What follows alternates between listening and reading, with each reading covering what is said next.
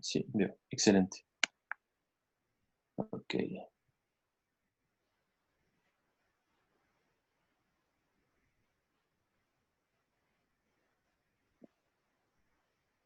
Ya, entonces he vuelto a esto, lo que hicimos hace un segundo. Por favor, ¿me pueden confirmar algunos si ven la pantalla? Esas ecuaciones que están ahí. ¿O no ven nada? Se ve. Ah, excelente, gracias. Ok, entonces, el caso multivariado va a ser algo parecido, pero vamos a tener más de una variable.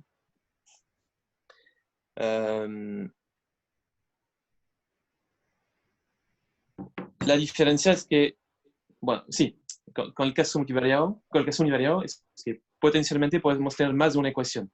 ¿Ok? Entonces, acá tenemos una pura ecuación, tenía que calcular una pendiente, ¿no? Pero el caso multivariado puede haber distintas pendientes que tienen que ver con distintas condiciones de primer orden o de limpieza de mercado. Entonces, sé que lo que vamos a hacer puede resultar pesado para algunos, ¿no? Pero al final del día verán que no va a ser mucho más complicado que intentar calcular esta pendiente que les he puesto acá. ¿No? Y en lugar de tener pendientes, vamos a tener, ¿cómo se dice en castellano? Valores propios. ¿Okay? Pero al final del día, lo que estoy llamando acá pendiente lo voy a llamar valor propio después. Y habrá que checar si este valor propio está entre -1 y 1. No va a ser mucho más complicado que esto. Entonces, ¿cómo lo voy a hacer? Les voy a dar un teorema que puede parecer oscuro en un principio, pero quiero darles el teorema para que lo tengan. Y después les explicaré con más precisión la metodología que queremos aplicar. ¿Okay? Entonces, sea un vector X que pertenece a Rn. ¿Okay? Entonces, esta vez, si quieren el n antes será igual a 1, acá podemos tener distintas variables. Entonces, dentro de X puede haber el capital, el consumo, la inversión, precios, lo que quieran. Entonces, muchas variables endógenas que están incluidas en el que queremos analizar. Vamos a considerar una relación linealizada, ¿no? Entonces, linealizando la relación, uno puede obtener el x de mañana como función h del x de hoy. Entonces, el h acá es una función multivariada. Entonces, antes la llevábamos p, que era policy function, si quieren. Acá es algo un poco más grande. ¿Okay? Entonces, todas las variables de mañana en x más 1, las expresamos como función de todas las variables de hoy que están en xt.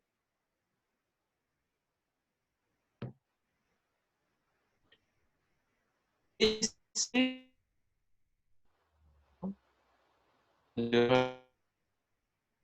points,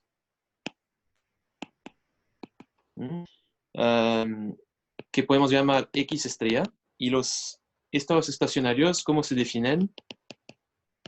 Que si hoy le doy el x estrella, la relación dinámica mañana reproduce este x estrella.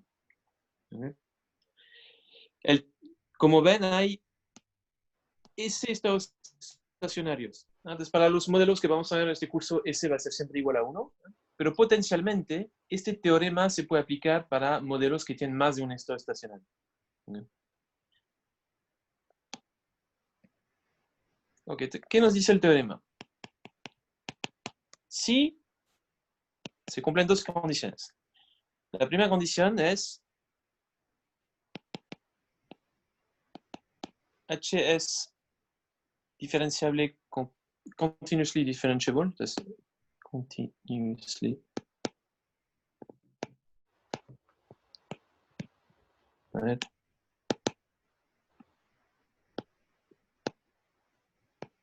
Differentiable.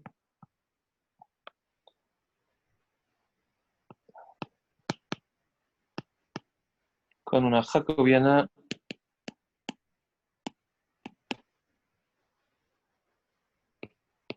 que vamos a llamar h de x estrella, ¿no? Va a ser la jacobiana evaluada en x estrella. ¿Okay? Entonces, el equivalente de esta jacobiana es, antes, era nada más que este P' de K estrella, ¿no? ¿Okay?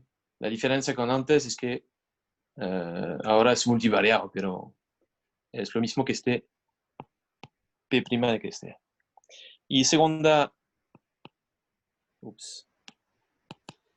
condición es una de que podemos invertir matrices. Y básicamente, esta matriz, la identidad menos la H, es no singular.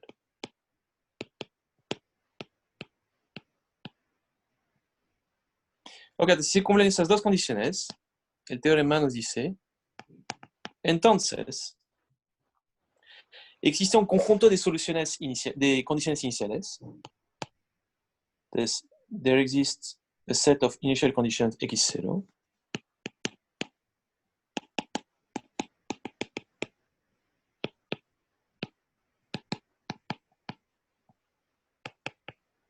Ok, es decir, el valor x evaluado en el tiempo es 0. Ok, ahora se viene la parte oscura, pero que vamos a explicar después, de dimensión igual al número de valores propios que están entre -1 y 1, para los cuales x es convergente. Entonces, es decir, of dimension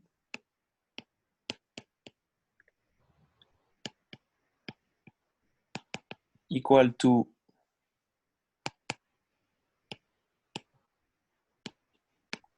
the number of eigenvalues. Entonces, eigenvalue en inglés es valor propio de la matriz H de x estrella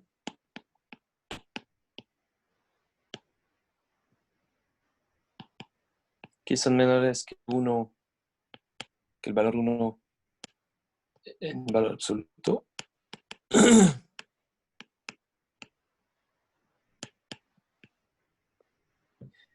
Y para las cuales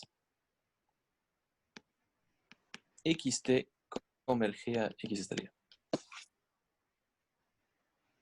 Ok, entonces, como les comentaba, entiendo si les parece oscuro, entonces déjenme darles, entrar un poco más en la idea. Ok, voy a definir x sub t gorrito como la brecha, ¿ok? Entonces, x gorrito va a ser la brecha que separa xt del estado estacionario. Entonces, la idea es que cuando linearicen este sistema de acá, el de acá, ¿no? Cuando lo linearicen, van a poder expresar la brecha de magnitud. Sí, por favor. En algunos libros definen el x gorro como xt menos x estrella sobre x estrella. Ok. Como que no afecta, no sé. Es No sé, una no sé cuestión de cuál es la definición. diferencia. Entonces, Ya. esto lo haremos también más adelante. Ok. Tú, como lo mencionas, básicamente, si lo que estás diciendo tú es que, según esa definición que diste por ahí, habría que dividir por también x estrella acá. Es eso que dijiste, ¿no? Eso mismo, sí, eso mismo. Es una decisión posible, de hecho está más usada. En este caso tienes como una interpretación en términos porcentuales, ¿no? Entonces, si estás, ¿cuántos puntos por encima del estado estacionario o por debajo, según si esta brecha es positiva o negativa? Y la razón por la cual se usa más es que típicamente las variables en macro tienen una tendencia. Entonces, en lugar de saber cuántos pesos estás por arriba o por debajo de la tendencia, dado la tendencia, es más útil preguntarse cuántos puntos porcentuales estás por encima o por debajo de la tendencia, digamos. Entonces, en ese sentido se usa un montón. ¿Okay? Ahora, acá lo estoy haciendo lineal, no proporcional. Vamos a ver los dos métodos. Me gusta partir por el caso absoluto de manera a no confundirlos demasiado con cómo calcular las derivadas cuando es proporcional, ¿no? Pero efectivamente se puede hacer y de hecho lo haremos. Es cuestión de definirlo. Entonces, acá estoy definiendo la brecha de esta manera. Puedes definir la brecha de otra manera. ¿Okay? Ahora, que lo definas de una manera o de la otra, muchas veces vas a escribir tu ecuación de como la escribo acá. No sé si ves. Es importante llegar a una forma lineal, digamos.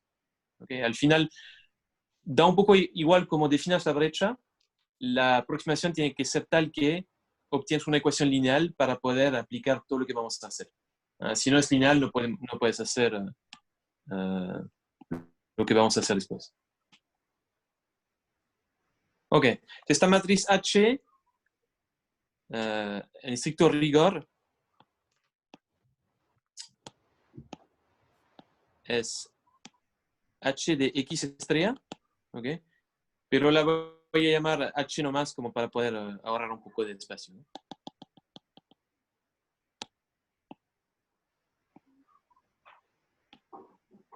Ok. Entonces, H, entonces había un supuesto de invertibilidad, ¿no? La idea es que H uno la pueda diagonalizar. Entonces, ¿qué significa diagonalizar? Muchas veces los alumnos no se acuerdan lo que significaba cuando llegan a este curso. Pero básicamente, cuando uno diagonaliza, puede descomponer la matriz H como la inversa de una matriz B, esta matriz diagonal lambda y la misma matriz B no invertida. ¿Okay? Y la matriz lambda, la voy a escribir acá, como se ve va a ser una matriz diagonal donde vamos a tener valores propios de la matriz H en la diagonal, ¿no? El resto va a ser puros ceros. Ups, acá era.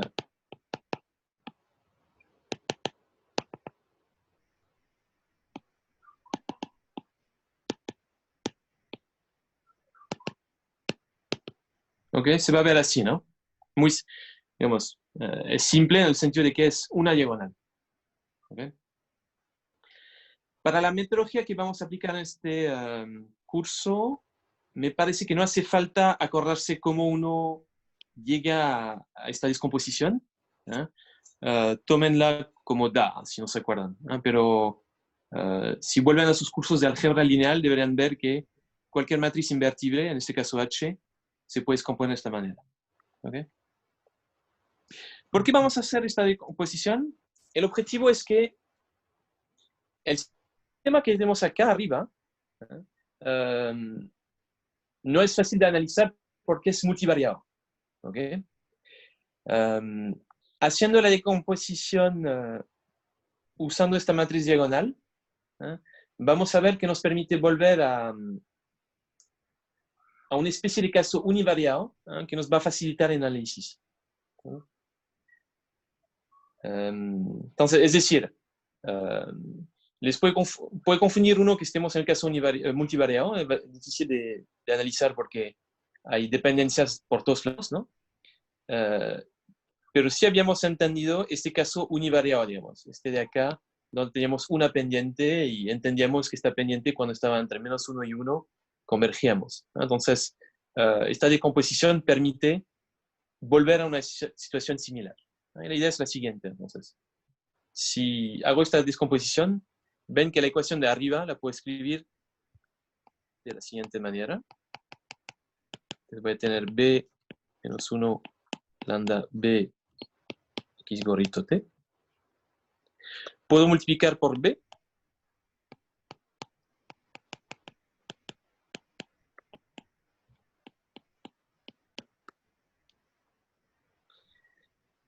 Y este b por x lo vamos a llamar z. Esto es un z. Este es el otro z, pero en t. Entonces vamos a obtener esta relación. ¿Okay? Entonces, ven que esta relación con z es muy parecida a la que tenemos arriba. ¿Eh? Entonces, acá teníamos h en la de acá, ¿no? La que pongo en verde. Tenemos h y x. Ahora obtenemos z y lambda, entonces muy parecido en su estructura. Pero hay una gran sutileza, es que efectivamente la diferencia es que h acá no tenía por qué ser diagonal, pero sabemos que lambda sí es diagonal. Entonces, el hecho de que lambda sea diagonal, básicamente nos indica que podemos, es como si escribiéramos, déjenme poner un poco más de detalle, el sistema de esta manera. Entonces tenemos el vector z. ¿Ok? Y acá tenemos esta matriz lambda. Entonces tenemos un lambda 1 acá, 0. Un lambda 2 acá, 0, 0.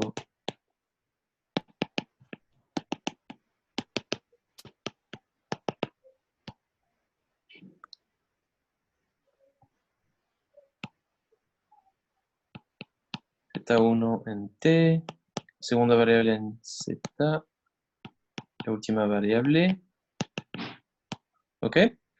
Pues lo que he escrito acá es lo mismo que esta ecuación de arriba. Lo único es que detalla un poco las matrices. ¿Sí?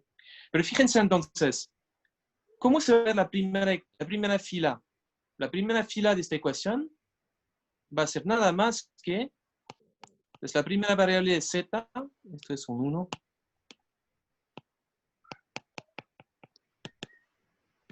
va a ser lambda 1 multiplicado por la misma variable en un periodo antes. La segunda ecuación va a ser el z2. Para obtenerlo tenemos que agarrar el z2 anterior y multiplicarlo por lambda 2. Y hasta llegar al zn, que hay que agarrar el lambda n y multiplicarlo por el z anterior. ¿Ok? Entonces, lo que estoy diciendo es que el hecho de que aparezcan todos esos ceros de acá, etcétera, bla, bla, bla, bla, todos esos ceros nos simplifican bastante la ecuación de arriba, en el sentido de que cada ecuación va a involucrar únicamente un término, lambda 1, que va a multiplicar la misma variable un periodo anterior. ¿Ok? Y lo bueno, además, ven que cada ecuación acá es independiente una de la otra, ¿no? En la primera ecuación solo hay z1, no hay z2, z3. La segunda ecuación solo hay z2, etcétera, etcétera. Y la última ecuación solo hay zn. No hay zetas de otras ecuaciones que van contaminando cada una de las ecuaciones. Y en ese sentido es como si tuviésemos varios casos univariados independientes. ¿Ok? Entonces, otra manera de decir lo que estoy diciendo es que cuando tenemos un caso multivariado, basta con agarrar nuestro vector, hacerle un cambio de variable. Entonces acá estoy multiplicándolo por b, como acá. Hago este cambio de variable y al final es como si volviera a este caso univariado que tenemos acá. ¿Okay? Porque en el caso multivariado, ¿cómo se vería esto? Caso multivariado, la primera ecuación tendríamos el x1 t más 1, entonces tendríamos acá el h11, el elemento 1, 1 de la matriz H que multiplica x1t más el h12 que multiplica el segundo elemento más bla bla bla más el h1n que va multiplicando el x1 n sub t. Entonces, tenemos muchos términos. ¿Okay? y esto nos facilita el análisis. Esta transformación permite, digamos, reducir todos esos términos a uno como si estuviésemos en un caso univariable. Estoy con poca batería, déjenme mirar la atención, lo cargué anoche, pero bueno, yo qué sé. Ok. Ya.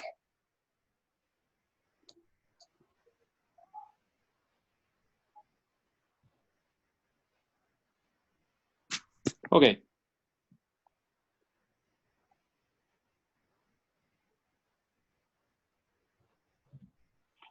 Entonces, ¿qué vamos a hacer para analizar convergencia, estabilidad? Para analizar estabilidad vamos a básicamente contar la cantidad de valores propios que tenemos entre -1 y 1. Y vamos a ver si alcanza la cantidad de variables de estado que tenemos. Y típicamente si tenemos suficientes valores propios en comparación con variables de estado que están dentro de lo que se le llama el círculo unidad, tendríamos un sistema localmente estable, pero si no es suficiente, entonces no sería estable. ¿Okay? Entonces, vamos a llamar M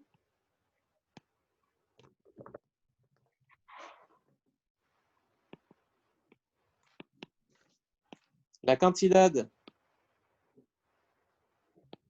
de valores propios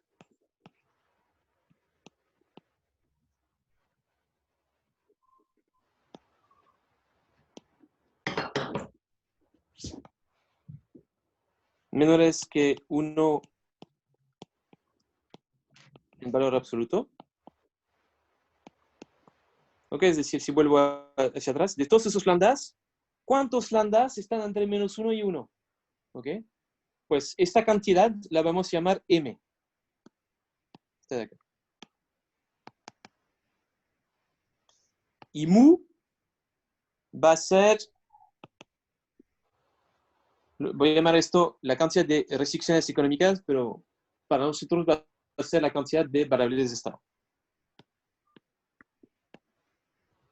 Number of economic restrictions.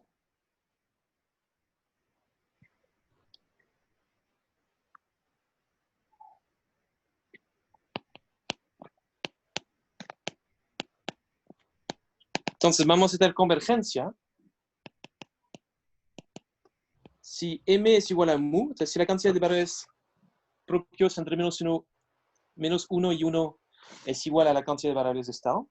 Entonces, cuando eso es igual, hay una solución convergente única.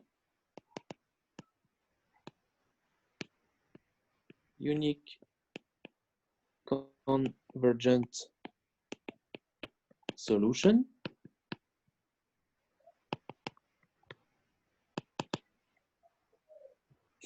Si M es menor que mu, no va a haber solución convergente.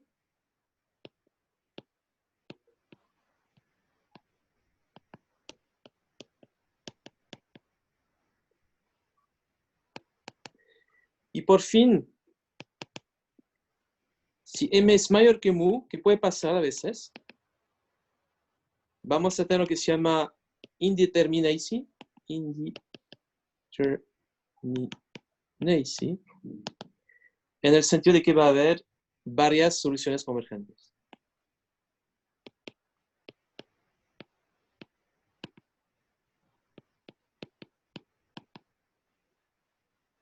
¿Ok? Entonces, para los modelos que vamos a ver en este curso, por lo general van a cumplir con la primera condición. ¿Ya? Entonces, efectivamente, si estudiamos los modelos, es que están bien comportados. Y entonces suelen tener un estado estacionario estable. Pero bueno, es útil que sepan que eso van a haber menos de esos modelos porque efectivamente han sido menos exitosos. Puede pasar que tengan un modelo sin solución convergente, que es el segundo caso. Esto es algo que tendrían que chequear al momento de la tesis, por ejemplo, si hacen un modelo dinámico en su tesis y quieren estudiar estabilidad localmente. Una manera es linealizar el modelo y chequear esos valores propios. Y puede pasar a veces.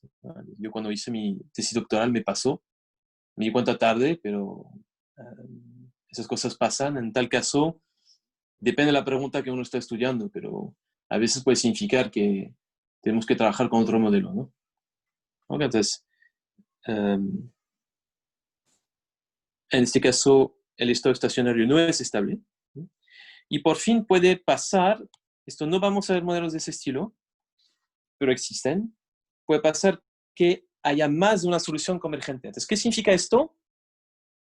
No sé si se acuerdan en pregrado, cuando vieron seguramente teoría monetaria, habrán visto modelos con profecías autocumplidas, ¿no? Entonces, habrán visto modelos en el que anticipar inflación alta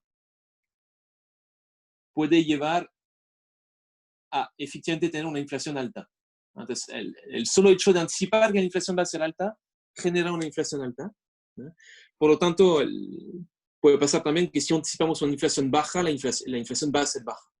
¿Okay? Entonces, hay esos modelos que pueden generar esto. Entonces, los keynesianos, había una historia con negociación salarial, ¿no? Entonces, si anticipo que los precios van a ser altos, negocio salarios altos porque me importa mi poder de compra, pero si hago esto, la empresa va a tener que fijar precios altos porque enfrentan salarios altos. Efectivamente, anticipar inflación en esos modelos genera inflación alta. ¿Okay? En esos modelos, por el cuento que les estoy dando, al momento de converger hacia el estado estacionario, podemos potencialmente seguir distintos caminos. Un camino de inflación alta o un camino de inflación baja. ¿Ya?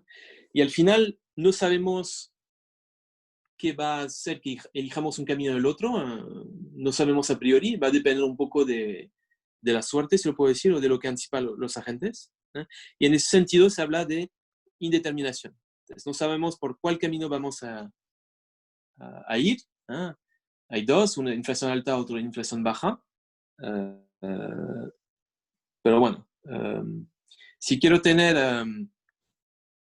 este tipo de modelo, lo que voy a necesitar, el fondo, es tener muchos valores propios entre -1 y 1, y en particular más valores propios que tengo de variables de estado. Les repito, no vamos a ver este tipo de modelo en este curso, pero que sepan que existen y capaz que en Teorema Grodó se ven, no lo sé. Se suele ver en monetaria. ¿Ok? Ok, entonces, si quiero analizar estabilidad, ¿qué tengo que hacer? Vuelvo para atrás. Tenía esta relación, ¿no? La que tengo acá. Xt más 1 como función de xt. ¿Okay? Quiero linealizar esta relación y ponerlo en forma matricial como acá, ¿no? Uno puede después calcular los valores propios asociados a la matriz H. ¿Se acuerdan cómo se calculan valores propios en MATLAB? Pregunta que les hago.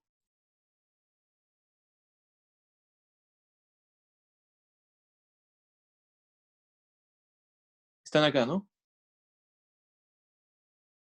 Capaz que estoy hablando solo y no me doy cuenta. Con el comando EI. Exactamente, EI, sí. Se escribe así, ¿no? Entonces, si usan este comando, van a poder sacar todos esos valores propios. ¿Ok? Entonces vamos a tener, dependiendo de la dimensión de H, vamos a tener tantos valores propios como filas o columnas de H.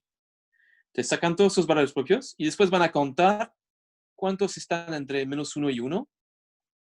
Esto va a ser nuestra variable M. Van a comparar M con mu y esto les va a decir si el sistema es estable o no. ¿Okay? Entonces, si M es igual a mu, va a haber una única solución convergente. Si M es menor, no hay solución convergente. Y si es mayor, ahí hay indeterminación.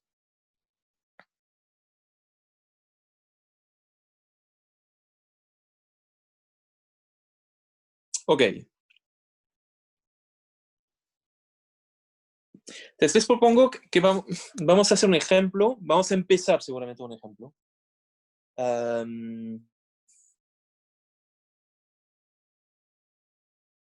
Espero que me dé tiempo.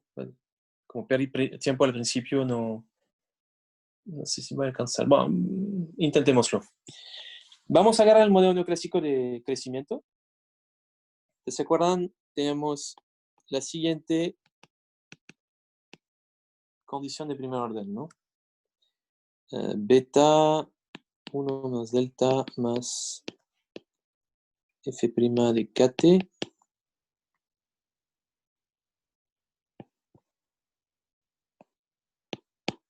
por u' de ct más 1. ¿Sí? Y teníamos que el consumo era igual a la producción más 1 menos delta capital menos el capital de mañana. ¿Se acuerdan lo que, básicamente lo que he escrito acá es la ecuación de Euler, que es la primera ecuación, ¿eh? Que miren los videos anteriores, pero básicamente es el caso del planificador central. Y tenía que decidir si guardar capital o consumirlo. Entonces, rápidamente guardar capital me genera esto como output parcialmente mañana. Y lo quiero igualar al costo de oportunidad, que es lo que obtendríamos hoy, ¿no?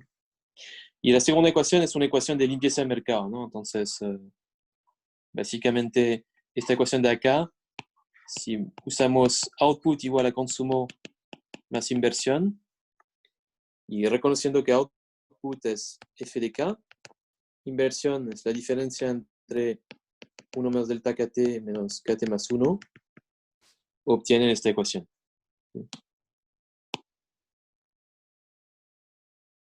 Ok.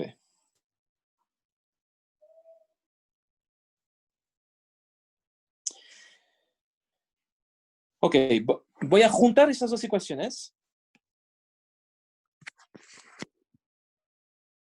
Entonces, si junto esas dos ecuaciones, ¿qué voy a obtener? U' de f de kt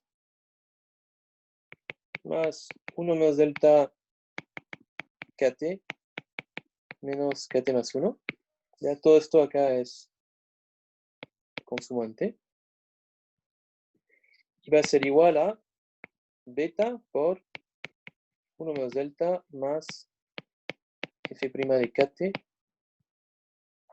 por u' del consumo de mañana. El consumo de mañana es entonces f de kt más 1 esta vez, más 1 menos delta kt más 1 menos kt más 2. ¿Sí? Entonces lo que he escrito acá es la ecuación de Euler. Cuando he reemplazado el consumo de hoy por todo esto, y el consumo de mañana por algo similar, pero evaluado mañana. ¿Ya? Ok, entonces, ¿qué quiero hacer ahora? Es básicamente linealizar esta ecuación. ¿Okay?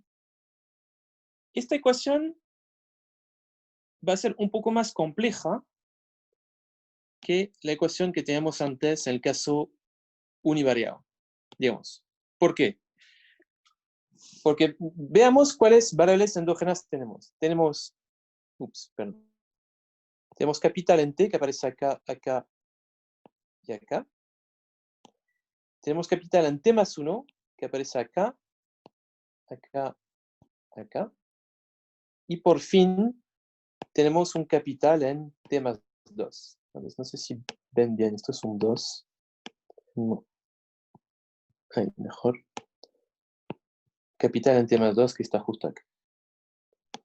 Entonces, esta ecuación involucra tres variables, déjenme escribirlas. Es kt, kt más 1 y kt más 2. ¿Okay? En el ejemplo, en el caso univariado que hicimos más arriba, teníamos solo dos, teníamos kt y kt más 1. Esta vez tenemos el kt más 2 que aparece. ¿Okay? Y esto se debe a que estamos usando la ecuación de Euler y no estamos usando la policy function como lo hicimos antes. ¿Okay? Quizá nos gustaría tener la policy function, pero claro, la obtuvimos en un caso bien particular. Pues tuvimos que usar guess and verify, depresión completa, utilidad logarítmica, etcétera, etcétera. Que acá es un poco más general. Como no tenemos una forma funcional con la policy function, tenemos que usar la ecuación de Euler. ¿Okay? Entonces tenemos esas tres variables. ¿Okay? Y vamos a hacer una aproximación de Taylor esta vez, pero considerando, en lugar de tener las dos que teníamos antes, teniendo tres. ¿Okay? ¿Cómo lo vamos a hacer? Vamos a usar el teorema de la función implícita, se lo puede llamar así. Básicamente, la relación de arriba la puedo escribir como g de kt, kt más 1, kt más 2, igual a 0. Entonces, implícitamente, tengo esta relación entre estas tres variables. ¿Okay?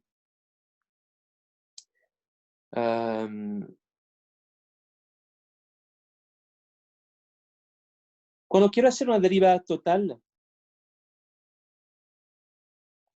con una función implícita, ¿se acuerdan cómo se hacía? Básicamente, voy a tener g de kt, kt más 1, kt más 2, derivada con respecto a kt, d de kt,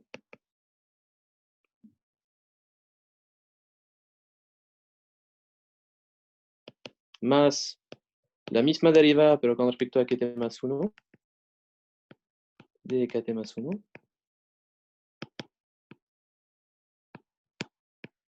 más la misma derivada con respecto a k2, d de kt más 2, ¿no?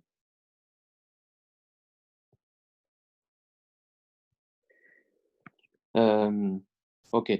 Nosotros vamos a usar una idea similar, ¿no? Con la diferencia es que en lugar de tener esas variaciones infinitesimal, vamos a tener brechas con respecto al estado estacionario.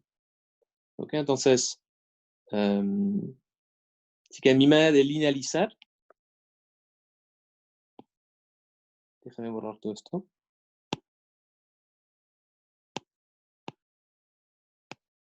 Va a ser muy parecida la linealización, con la diferencia que en lugar de tener esas variaciones infinitesimal, vamos a tener brechas con respecto al estado estacionario. Entonces, por ejemplo, voy a considerar la derivada de g. Déjenme, perdón. Voy a usar la siguiente notación. G1 de kt, kt más 1, kt más 2 va a ser la derivada de g con respecto a kt, ¿no?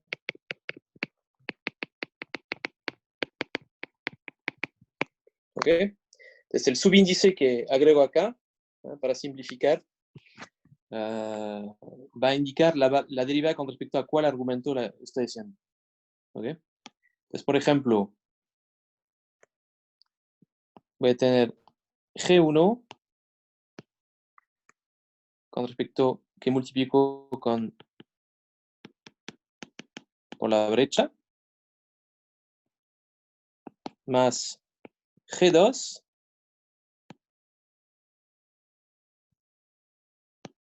que multiplico por la misma brecha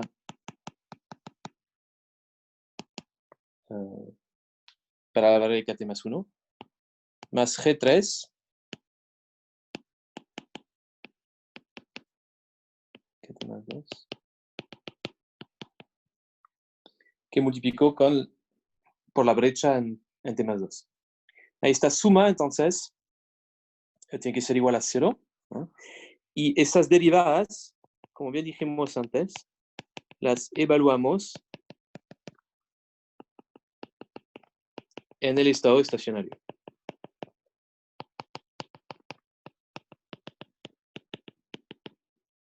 ¿Ok? Pues como ven, en realidad, esta ecuación en el caso multivariado es muy similar al caso univariado, con la diferencia que en el caso univariado teníamos la deriva de la policy function que aparece acá. Acá tenemos más de una derivada, tenemos 3. Y en lugar de considerar la policy function, tenemos esta relación implícita que está acá, entre kt, kt más 1 y kt más 2, que nos da la ecuación de Euler. Entonces, vamos a hacer esto ahora. No sé si hay preguntas, porque estoy seguro que hay varios que están perdidos, pero que no se atreven a preguntar.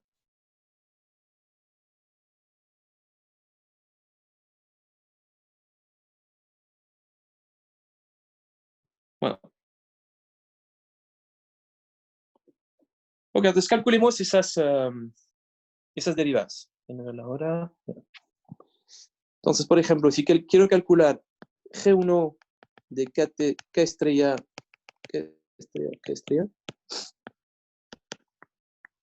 ¿qué me va a dar? Tengo que agarrar la función G. Entonces, G,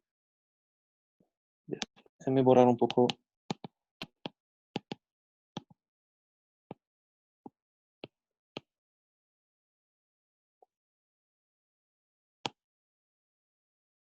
¿Qué pasa ahí?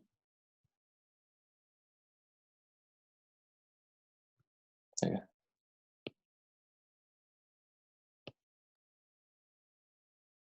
Ok, G, ¿cómo se va a ver? Se va a ver así. Más bien.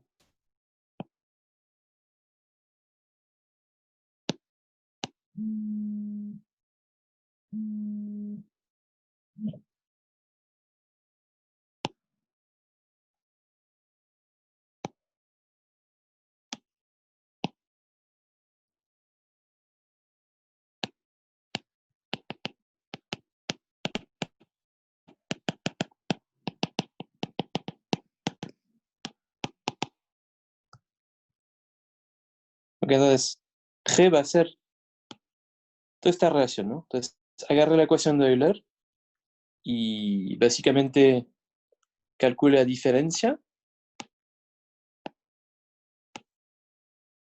entre el lado izquierdo de la ecuación de Euler y el lado derecho. Esto es mi función G. Entonces, quiero calcular esas distintas derivadas. Entonces, por ejemplo, G1 de K estrella no sé cuánto, sería la derivada de G con respecto a KT. Entonces, lo podemos hacer si quieren. KT aparece acá, Profesor, aparece acá. Y por favor. eso no caché cómo lo hizo, cómo definió el G como la diferencia entre los dos lados de la ecuación de Euler. Sí, ¿estás de acuerdo que G, esta diferencia tiene que ser 0, como me lo Sí, sí, dice? sí. Sí, perfecto. Ahí caché bien. Y básicamente, en este punto 0, calculo esas derivadas, ¿no? Es como esto estoy haciendo. Ya, perfecto. Entonces, Gracias. por ejemplo, si derivo con respecto a KT, KT aparece acá, dijimos acá y acá. Entonces, calculemos esas derivadas. Entonces, vamos a tener U, entonces U', su derivada va a ser U segunda. Lo que hay adentro es C sub T. Entonces, todo lo que hay, en lugar de escribir f de kt más 1 menos delta kt menos kt más 1, lo llamo ct. Y hago la derivada en cadena y me va a dar f' de kt más 1 menos delta, ¿no? Y después, ¿qué tengo? Tengo menos beta por... Ahora, esta vez lo estoy haciendo respecto a este kt de acá, que estoy poniendo en rojo. F segunda de kt por U' de C sub T más 1. Ya. Ahora, puse subíndices test Pero en realidad todo esto lo estoy evaluando en el estado estacionario. Entonces, ¿qué voy a obtener? Entonces, en lugar de C sub t acá, voy a tener C sub t estrella. El K sub t va a tener K estrella. En lugar de K sub t, K estrella acá.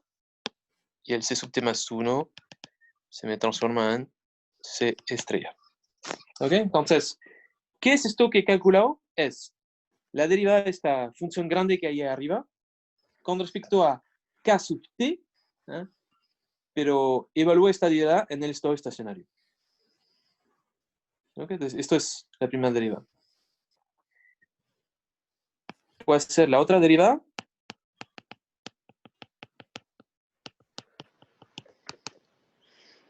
Entonces, esta vez tengo que derivar con respecto a kt más 1. Kt más 1, ¿dónde aparece? Aparece acá, y acá. Entonces, ¿qué me va a dar? Entonces, voy a obtener. ¿Saben qué?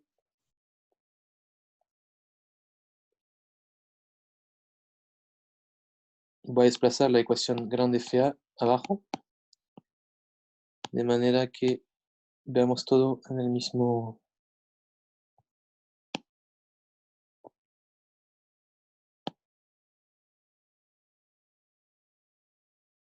Ok. Esta de acá.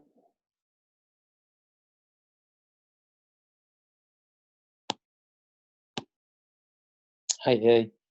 No, no, no. No. ¿Qué está pasando acá?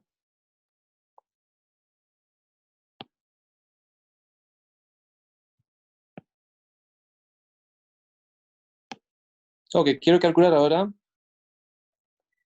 la derivada con respecto a kt más 1, dije.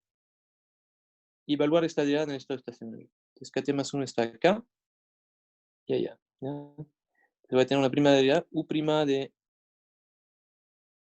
c sub t va a ser. No me digas que no tengo batería.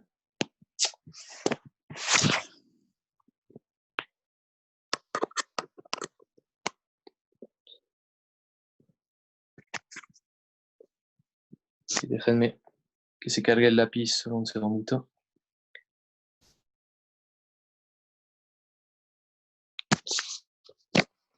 Es u' de c sub t multiplicado por menos 1. Entonces la derivada de Profesor, kt ¿eso más no debería 1, ser una de segunda menos kt derivada? más 1 es menos 1. Y esto lo tengo. No, no, no, fue María Antonia, se cortó. Por favor. ¿Qué dijiste? Oh, perdón. ¿Esa no debería ser una ¿Hola? segunda derivada de u con respecto a u?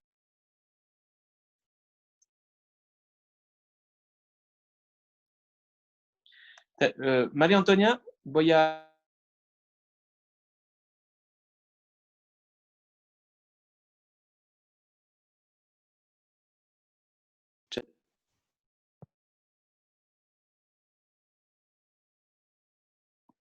No tengo el video. Ok.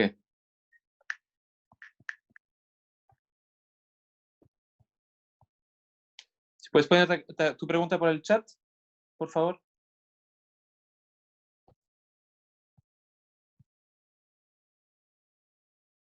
¿Qué pasa acá?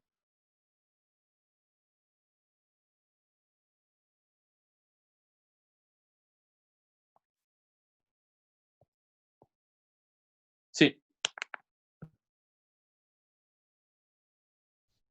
exactamente. Gracias. Y evaluado en el estado estacionario. Efectivamente, como derivamos u', tiene que ser u segunda. Después menos beta, es todo lo que hay acá. 1 más delta más f' de k estrella. Por, otra vez, como bien lo dijiste, por u segunda. El profesor no está compartiendo la pantalla. ¿No? Ok.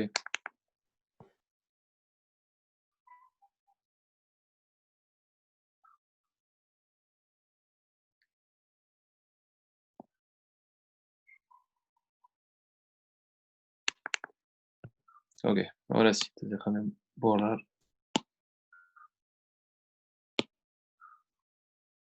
Entonces, fíjate, tenía razón María Antonia.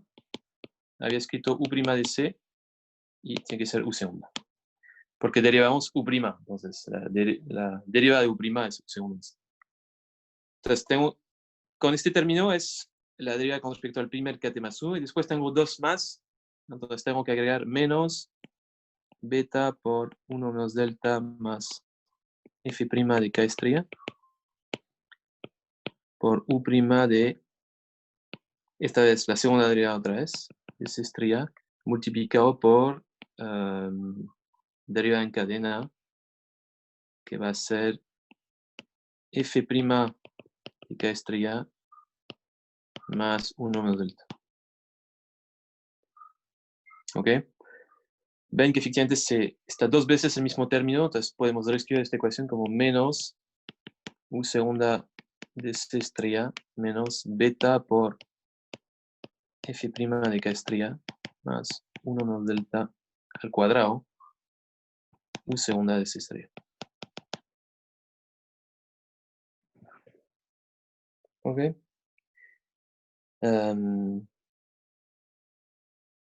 Y por fin, antes de que se vayan, iba a decir a casa, pero están en casa. Antes de que dejemos la clase, hagamos la derivada con respecto a kt más 2. Y en este caso, kt más 2 aparece solo acá, ahí en rojo. Va a ser menos beta por 1 menos delta más f' de k estrella por U segunda de C estrella. Y lo tengo que multiplicar por menos 1, porque efectivamente la derivada de menos kt más 2 es menos 1. Entonces, el menos que tiene al principio se va a transformar en más. Y esto sería la derivada con respecto a la tercera variable. ¿Ok? Entonces, he calculado esas tres derivadas. Entonces, ven, es un poco complejo. Vamos a simplificar esto la próxima clase. ¿No? Pero básicamente, al final, teniendo esas tres derivadas, voy a poder expresar, tal como me dice esta ecuación de acá, que acabo de poner en verde, las distintas brechas en los distintos periodos, una como función de la otra. ¿No? Y en la próxima clase, entonces, a partir de esta ecuación, les explicaré cómo obtener esta matriz H que tenemos más arriba. ¿Okay? Entonces, la idea es que, si vuelvo acá, todas esas derivadas me van a permitir escribir el sistema de esta manera de acá. ¿Okay? Entonces, esas distintas derivadas van a aparecer dentro de la matriz H.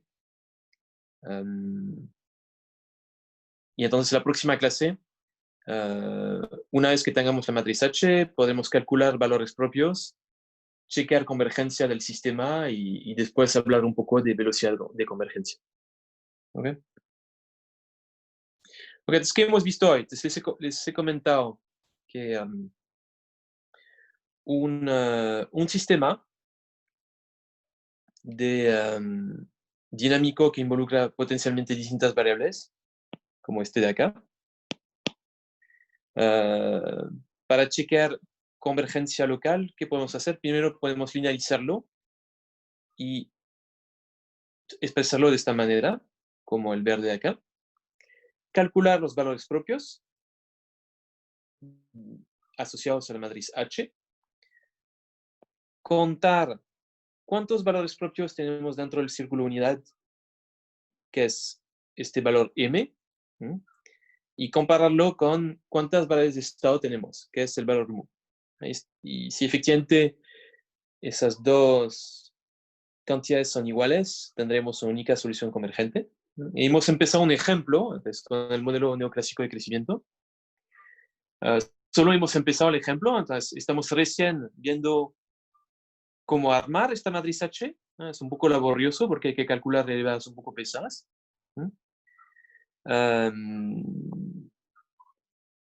Hemos calculado esas distintas derivadas, como se ve acá en subrayado en rojo. Y la próxima clase, entonces, les mostraré cómo armar la matriz H a partir de esas derivas. ¿Okay? Y ahí podremos calcular, entonces, los valores propios y chequear estabilidad local. ¿Okay? Bueno, les agradezco la atención. Me habían preguntado por el programa de la prueba 2 a todo esto. Sería toda la materia hasta la clase pasada, que creo que era del 14 de mayo, ¿no? El 14 de mayo. Entonces, lo que se vio hoy no entra para la prueba 2. Ahora, es cierto que si entienden lo que se vio hoy, van a entender perfectamente el caso univariado que se vio la clase pasada. Entonces, diría que es útil en el sentido de que como es materia más profunda que lo que vimos la vez pasada, les puede ayudar para repasar, digamos, el caso univariado que vimos la vez pasada. Esto, bueno, muchas gracias.